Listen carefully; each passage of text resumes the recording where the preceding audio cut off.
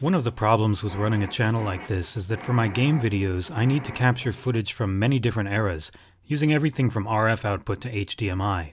That's a problem for most capture devices, unless you spend a lot of money or buy multiple devices.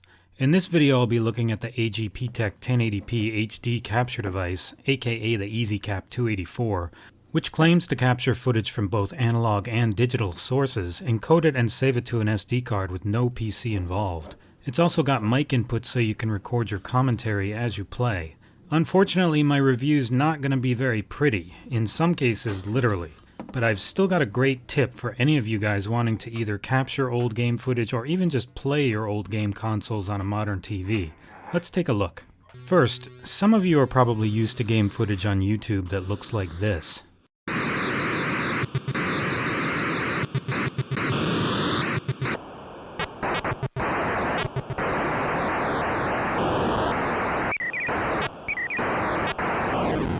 In a few cases, you might actually be looking at footage from real consoles that have modified output. Some of my favorite channels do that a lot.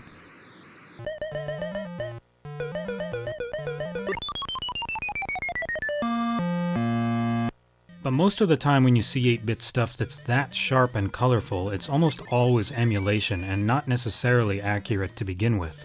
Even if an emulator is capable of complete accuracy, you don't know if whoever's showing it on YouTube, this jerk in this case, set it up right to do that. There's just no frame of reference for what's right and what isn't. I will say that it's often a lot easier to use a keyboard for control than a 40-year-old controller that wasn't my favorite in the first place. You see I'm doing it a little better here at ColecoVision Donkey Kong on my ThinkPad than on the actual console. I'm definitely not against either mods or emulation, and in fact I've got plenty of both modified consoles and emulators. But games of that era, or really any era when you get down to it, were designed with not just the abilities, but also the limitations of the current technology in mind. Old CRTs with analog inputs had more muted colors and much lower resolution than modern displays, and the game consoles and games were designed around those limitations. For example, some of the sprites are as big and blocky as they are so you could see them better on a small, lower resolution TV. 8 and 16-bit graphics just had a smoother, less pixelated, and less garish look when actually viewed on an older display through the original output, and that's how the developers wanted them to look. I want to show you how games from every era really looked at the time, or at least as close to it as I can. I realize it sounds like I'm arguing in favor of games looking worse, but it's not really that. It's more like how really old movies just look obviously wrong when played at the modern film speed of 24 frames per second.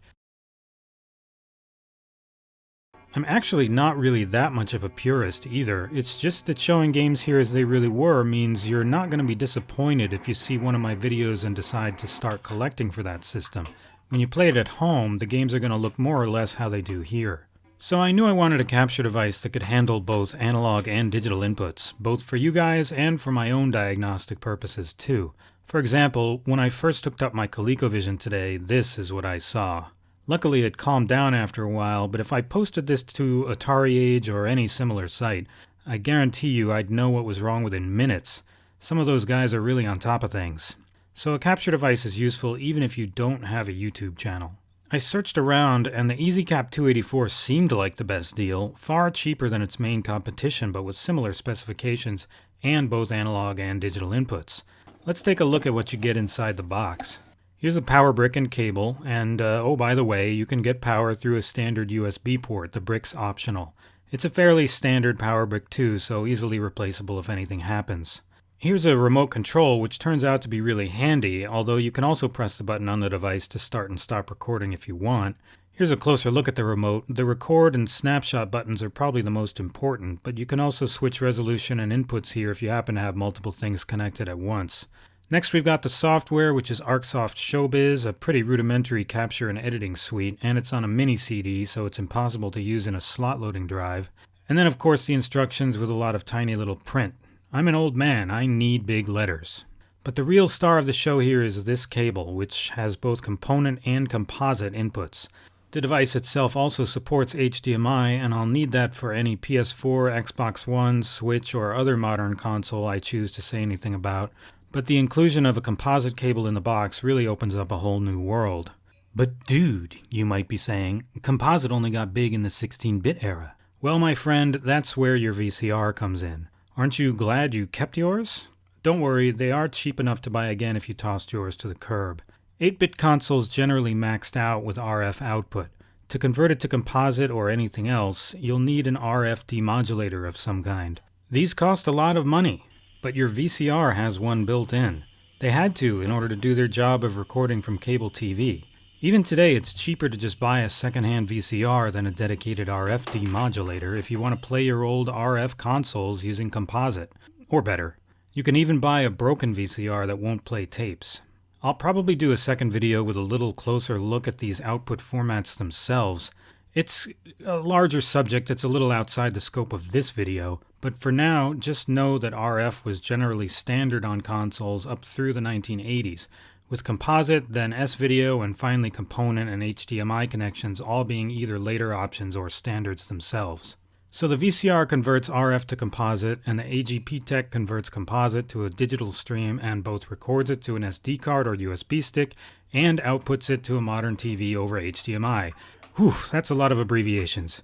You can actually play this way forever if you just want an RF to HDMI up conversion. But I'm doing it strictly for capture, and this way the AGPTek captures the RF signal basically as it originally looked. Now the output from RF's not perfect. It's a little dark, and it seems like the AGPTek artificially boosts color saturation, probably because they think that's what the kids want these days. Still, I think RF console footage looks pretty much right. RF output was never totally predictable, so any weirdness in colors or brightness could even be down to my individual consoles. But the real problem comes when you start to scale up in graphical complexity. The EZCap 284 seems to max out at around 2 megabits per second for composite connections. The bitrate probably isn't technically the main problem. I've seen plenty of DVDs with bitrates around there that look fine. But doing analog to digital conversion and encoding in real time is a tough job, and it requires more data and larger file sizes for slower, cheaper hardware. Whatever's in the EZCap 284 just doesn't seem up to the task for the more graphically intense games. It's actually kind of interesting. The captured clips follow a completely predictable scale in terms of their quality as you progress through time. The simple graphics of the Atari 2600 or Intellivision look fine, but by the time you get up to the Dreamcast, everything's just turned to shit. You've got the same conversion and encoding working on far more complex scenes. That said, HDMI footage actually looks pretty good. As a straight HD capture device, I might be happy with this. In HDMI, the bitrate increases to 18 megabits per second, and while it maxes out at 30 frames per second, it's more than livable, I think. It seems competitive with devices like the ElGato Game Capture HD. And what was really the big shock in the East last season, the Knicks failed to make the playoffs. This from a team many expected to challenge for a spot in the conference finals. Just didn't happen. Now here's Parker, 6 on the shot clock. Leonard attacking. That drops, and it comes off an assist from Parker. I'll also add that it took about 4 tries for me to find an SD card that this device liked. It only takes up to SDHC cards, and even then, it seems like it likes the connector pins just so. Now back to that VCR again, because obviously video's video, and if this device can capture game footage, it can capture and digitally archive your old VHS tapes, laserdiscs, or anything else with an analog output. Unfortunately, the EZCap 284 doesn't have S-video as an option, and that's kind of a bummer for me, because my SVHS deck, Commodore 64, and several of my game consoles do support S-video. S-video is usually a bit better quality than composite, although it can depend on the specific video format. For example, Laserdisc is stored as a composite signal, so whether S-video is any better depends on the comb filter in your specific player.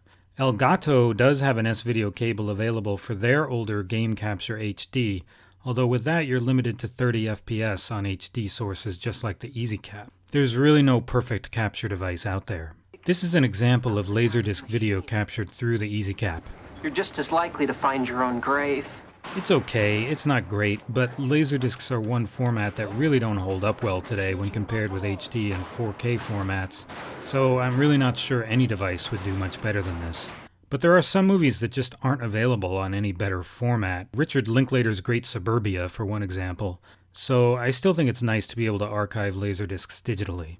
I went ahead and opened up my EZCap, and surprise, surprise, it's really an EZCap 281.